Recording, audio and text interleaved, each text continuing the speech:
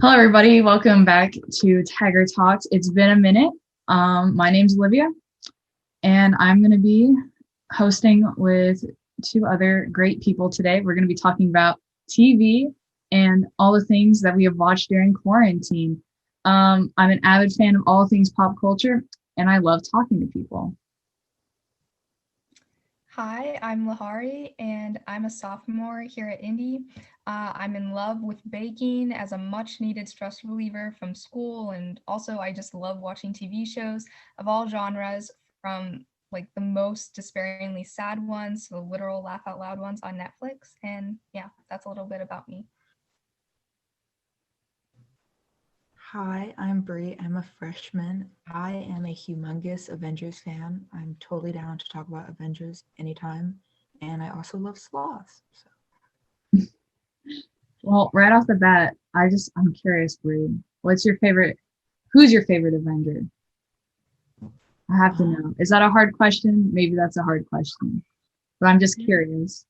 my favorite Avenger is probably Wanda Maximoff. Oh, okay. There we go. She's kind of mysterious. She's not a basic choice. I like Wanda. I'd have to say Thor. That's pretty basic. You Solid gotta love choice. him though. All right. So, we're gonna talk about quarantine and TV shows. Who would like to go first? Well, I don't know about you, but I've watched a lot of TV shows during quarantine. Like, there's really nothing else to do.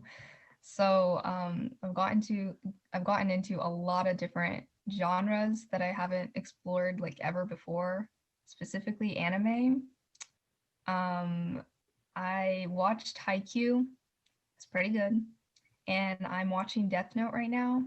Also pretty good. And I never thought I would be saying that I watched anime, but now I am. So Hey, I totally agree with you 100%. I've never thought I'd find myself watching anime. I had seen the video from Death Note with the potato chip scene. I don't know if you've gotten there yet, but I remember seeing that on YouTube and I was like, "What is this? Like, this is so stupid." But I have finished Death Note now. That was one of the shows I watched during quarantine, and it was pretty good. It was kind of mind-boggling. And my favorite part about quarantine is the whole fact, like, yeah, we had the chance to try new hobbies and things like that. But the amount of TV that I've watched personally is just ridiculous. It's a I, ridiculous amount. I feel like all of our screen times have gone astronomically up since before the pandemic. Yeah. Not even my screen time, just taking over the TV in the living room. Just, you guys Yes. have to watch this and just force my family to watch it with me. Also, like Avatar, I thought, oh my God, it was so good. Yeah. That was one of my favorite quarantine shows for sure. Avatar and Legend of Korra, amazing shows. I never watched Nickelodeon as a kid. I really missed out. And Avatar, still, I think about it every day. What about you, Honestly, Brie? Anything quarantine, fun TV shows? I've noticed myself go back to cartoons a lot more. Like I've revisited so many shows that are like considered kid shows. Like now I'm obsessed with them. Like I rewatched Sophia the First and I was like, oh my gosh, that's actually kind of good. Like I was rewatching so many like cartoon kiddie shows. Yeah, when you said cartoon, I was like, oh yeah, Avatar, The Last Airbender, things like that. I did not think of Sophia the First. I think I still remember the theme song. I'm not gonna show off right now, but I'm pretty sure I can probably hit it up there if you guys want to hear it. Not right now. We don't have time for that. But you know, I I, think the viewers would love it. no, you have to pay for a cameo to get that kind of content. I see. I think Bree, you bring up a really funny point is kiddie TV shows that are like kids and like stuff like that.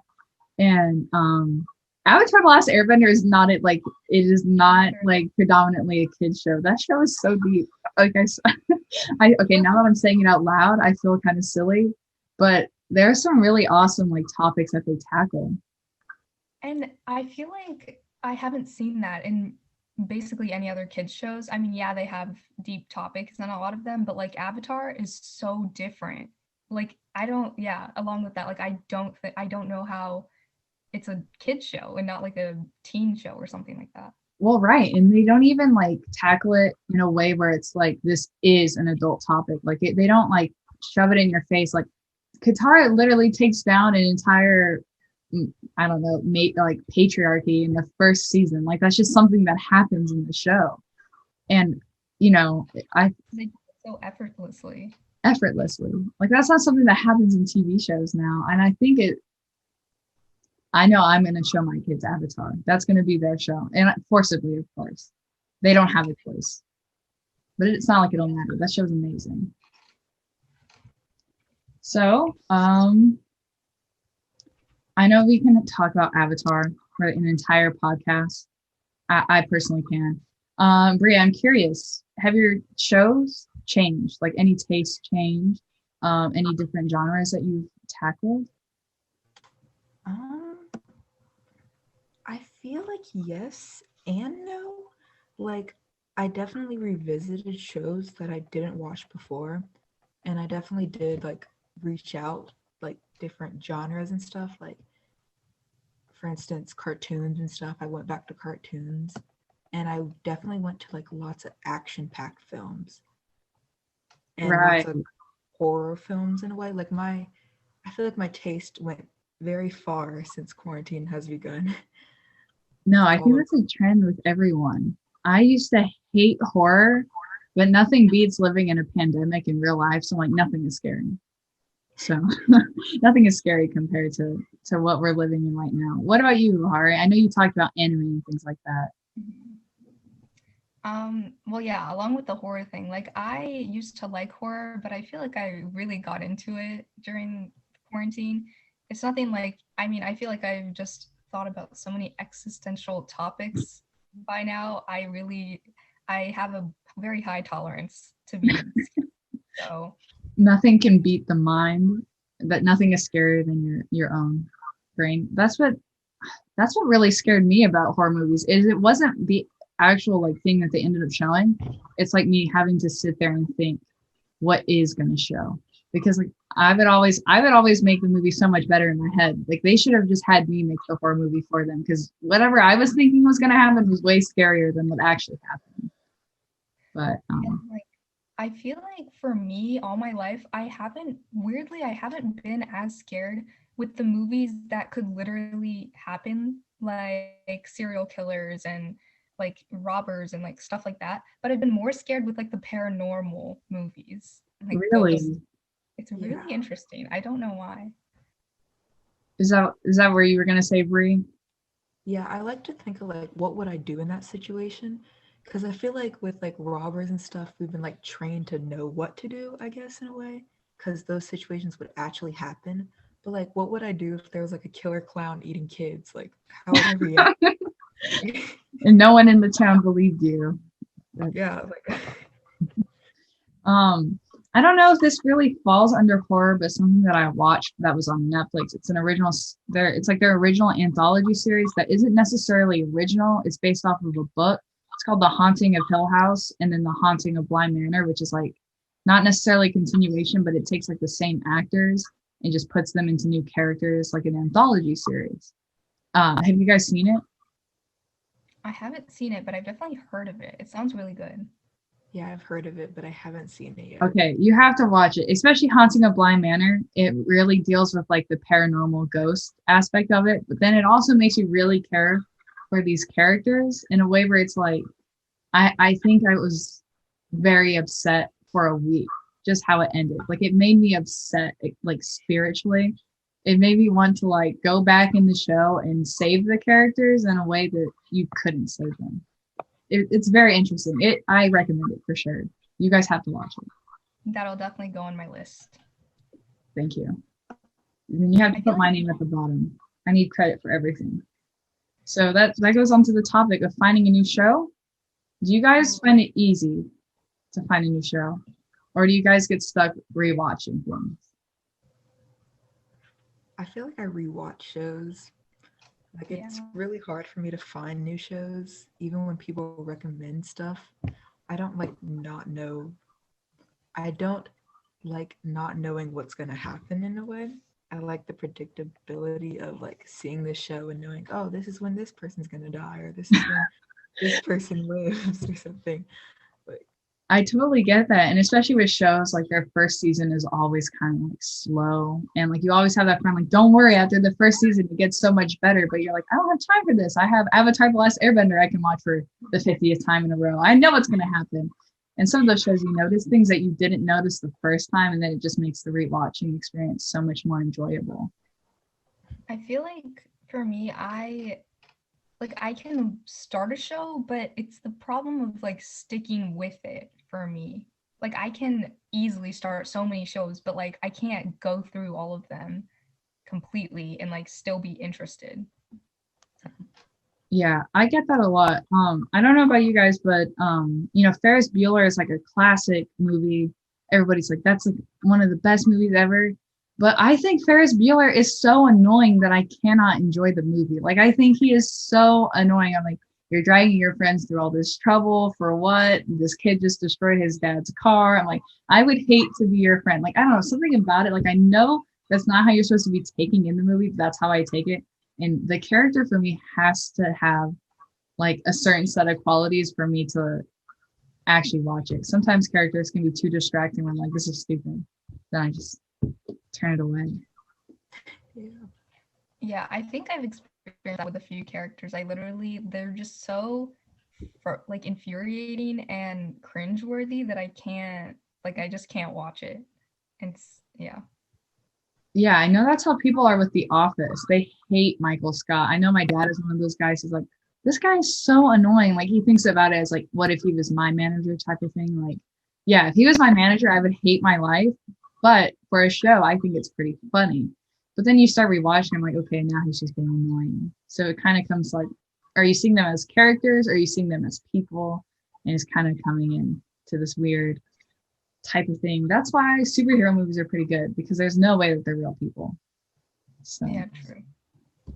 I um feel like yeah, go ahead. also Sorry. Oh yeah. I feel like also like yeah, with shows like The Office, I'll watch them through like the first time, and then when I go back to rewatch it, like find all of these new little things that are annoying to me and like characters and like mannerisms, and I'm just like, why did I watch this in the first place? Well, I don't know if Bree can relate to this. I don't know if you've watched The Office or anything, but I rewatched The Office, and every time I rewatch it with my family, because my parents love the show. I think it was like their favorite show when they were a young couple. Um, I don't like Jim. Every time I rewatch it, I start to not like Jim. I'm like, dude, she's engaged. Like this, like if this happens, like I get it. And now I'm like, okay, Jim, you need to back off. Like this is kind of weird, and this is that. Like she's obviously not into you right now, or like how would you know she's into? Like this is like, I don't know. For me, it's Jim. Jim's the character that I start to hate, and Dwight is the character I start to like more. I'm like, oh, Dwight's just trying to do his job. Leave him alone. Things like that. Also with like Grey's Anatomy, I don't know if you've watched it or not, but okay, so there's this character named Derek. Everyone loves him. I personally don't. Like when I first watched it, I was like, yeah, he's fine, blah blah blah. And everyone calls him like McDreamy or whatever. But like when I started to rewatch it, I just noticed how arrogant he was and just how terrible of a person he was. And I was like, why do people like him? I don't understand. Yeah, I feel like a liked character has to have such like an exaggerated like characteristic where you're either gonna love it or there's people that are gonna hate it. There's no in between. Because like characters that are more grounded, that are too realistic, don't have that quality where it's like, I want to be that person. I don't want to be a boring person. I want to be someone who can like move things with my mind and things like that. Like I get that type of thing. Um, yeah, I've never watched Grey's Anatomy. I don't know if that's just me. Am I the only person left? I think you need to be really dedicated because it's like I think they're on their 16th season or something now, or 17th. So, yeah, you need to have extreme dedication to that. Bree, have you watched Grey's Anatomy? I have not. You have not. Okay, so the It's majority on. here has not seen Grey's Anatomy, so I'm You're not the the only. only person. Yeah, What is it about? Just like hospital drama? Is that even a thing? basically, yeah. It's like it. It's about, well, in the beginning, it's about like these new like surgical interns, and then like all of the drama that they experience and like being a surgeon and all of that. And then it just continues for 17 seasons. When did you start watching this? I think I started in like 6th grade. Oh wow, And I that mean, is dedication. fair, like I watched all of the seasons that were like on Netflix, and then as the years went by, it came out in like summer, like the new seasons. So I would just watch them periodically. And Oh, I'm honestly, yeah, I'm kind of bored of it now, so I might stop, but we'll see. is there a show? I don't even remember what shows I watched in 6th grade. Maybe like The Walking Dead because I thought it was cool. I thought I was like, I don't care if I see someone get cut open. That's not something I'm scared of or something like that. I don't know. That's the only show I really remember watching besides like I don't know if this was 6th grade, like Lab Rats, Jesse, Wizards of Waverly Place. That definitely wasn't 6th grade. Those are like my shows that I remember. I Those was were a such, Disney kid in the golden age. yeah. It's all gone downhill now. What do kids even have to look up to now? Like they don't have Jesse, they don't have like, yeah, they don't have Zach and Cody. Yeah, what the heck? Well, actually, going back to what Bree said in the beginning, is going back to cartoonish shows. I have found myself actually having time to sit down and kind of like take in what my brothers are watching. And Teen Titans Go, I think I hated it when I was younger because it's like I loved the original Teen Titans Go. That was something I watched. I love Scooby Doo, Where Are You, or What's New Scooby Doo. I don't like the newer stuff that they've done. And so when Teen Titans Go came out, I was like, no, no, no, no. This is stupid. This is wrong. This is not okay. This is a massacre. But now I'm like actually laughing at it. Like I think it's kind of funny. It's hard because it has like nostalgia is so powerful. That's just my thoughts on it. I Teen Titans Go. That's something else. Let's see here. Bree, what is something that you watched when you were in 6th grade that you miss or that you're like, oh my God, that's stupid. Why did I watch that? I'm not sure. I don't really remember. Yeah. Were Yeah. you a Saturday morning type of person, like the Saturday morning cartoons? Do you guys remember that? Like that's when everything came out Saturday mornings, like Total Drama Island, things like that. Oh, I remember that show. That show was my introduction to like rom-com like era. Yeah. Like I was like, ooh, what's gonna happen? You see what happened? Like things like that. I think it's so funny. It really was a total drama island. Now that I think about it. I thought it was so scandalous. I was like, am I supposed to be watching this? Like as a 5-year-old, I was like, And it's a Canadian show. I did not know that. That is so funny. Um, and it's on Netflix now, which makes it oh so more accessible and things like that. So I have a question here that I don't think we prepared for. How did you guys determine what you were going to watch in quarantine? Like, what was the process? I just like, okay, so there were new shows that came out and they got a lot of hype, and I was like, I have to watch them. Like it's not a choice. I have to watch them. I need to determine. And so like I watched Outer Banks, I watched Tiger King, I watched what else? I don't know. The other shows. So those were fine. They weren't, you know, like award winning or anything. But I feel like for the other shows, I mostly rewatch shows. Just whatever I was in the mood for. Playing it safe. What about you, Brie? I started off with like, the Tiger King type stuff, at the beginning of quarantine. And then I kind of just looked back on what I did like in the past and I bounced back off of that. Like I watched a lot of teenage drama type stuff and yeah. Yeah, that's actually pretty great. Tiger King definitely was the gateway show. And then I remember they did a bonus episode where it was like all of them on a Zoom call talking about the show after the fact. Something about watching that, I was like, these are real people. Like, this is a real thing that happened. Like, seeing them talk on their iPhones and AirPods in and talking, I was like, these are real people. And they're insane. Most of them are insane. Like, they actually truly believe, like, the way that they portrayed them to believe. I don't know. I thought it was very interesting. Yeah. And Carol That's Baskins great. definitely did something. Yes. Do you know she was on Dancing with the Stars? That was crazy. That I thought what that a was a fever dream. I thought that was a product of quarantine sleep deprivation. I did not know that that was a real thing until I saw it on Twitter. Like I knew someone had told me in passing, Carol Baskins is going to be on Dancing with the Stars, and I never realized that that actually happened. like what a way like quarantine has come full circle, hasn't it? Like what a way to end 2020. Yeah. Did you see that, Brie? The any thoughts? That I don't. It's just that it doesn't feel real in a way. Yeah, there's nothing to say. She just like I think she had like tiger leg warmers and then a dress and then her like flower crown. I was like, what is this woman doing? But they did good. They trained her how to dance. Like she looked like she knew how to dance. But it was definitely a publicity stunt because I think she was like kicked out of the second round or something like that. I don't know.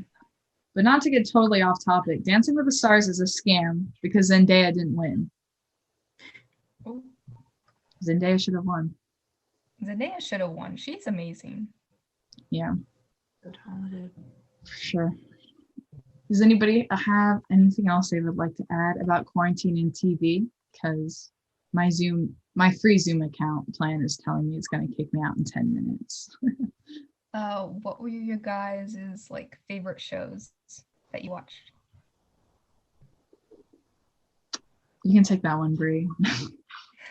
I'm gonna say Grand Army. Oh, I looked into that after you told me about it. It looks good. It's so good. Oh my gosh, I Yeah. love it so much because like the characters are so diverse and like you can have your own opinion about them, and it's so good. Yeah, that sounds cool. I definitely need to watch it. I looked into it and I watched the trailer after you told us about it and I was like, okay, this is actually like for real. Like this seems like a really good show. For me, I know I said Avatar and Legend of Korra were like my biggest shows, maybe for quarantine, but I will have to say the ones that really left me with like um depressed or really happy was Queen's Gambit and Haunting of Bly Manor. Those were my two. Yeah. I need to watch Queen's Gambit. Like I've been putting it off because I'm watching like some other shows, but I need to watch that. The guy who plays Ferb is in it. And I was like, I know who that kid is. Oh, And what's his name? yeah, Thomas. Thatcher something, right? Yeah. He does not look like an adult. He's an adult now. He does not look like an adult. He's in The Maze Runner, and oh my god, he looks the exact same as he did when he's played so many roles when he was a kid too, and he looks the exact same. Yeah. The man does not age. Like it'll look good for him in the future, but right now it's just like something he's gonna get laughed at for. Even with a mustache in the show, I was like, this dude is like 13. Get him off. Get him out of here. What about you, Lahari? Favorite show? I have to say Avatar. Avatar. I surprisingly really liked it considering my sister tried to get me to watch it so many times when I was younger, and I just never did it because I was like, I hate Avatar, like blah blah blah. But like she loved Avatar and she loves anime and stuff. And like I don't know, maybe it was a subconscious thing. I was like, oh, I don't like it because she likes it. But like now I love it. Like I love it. And now she's like, who's laughing now? Who doesn't like it now? Siblings. What are they for if they're not here to remind you about mistakes from the past of not watching Avatar? All right. So we would like to know what everyone else recommends us that we should watch, and we would like to know what people have been watching. To close out today, what do you guys plan to watch next? Personally, I'm looking to start. I think it's the sequel to Silence of the Lambs. It's a movie called Red Dragon.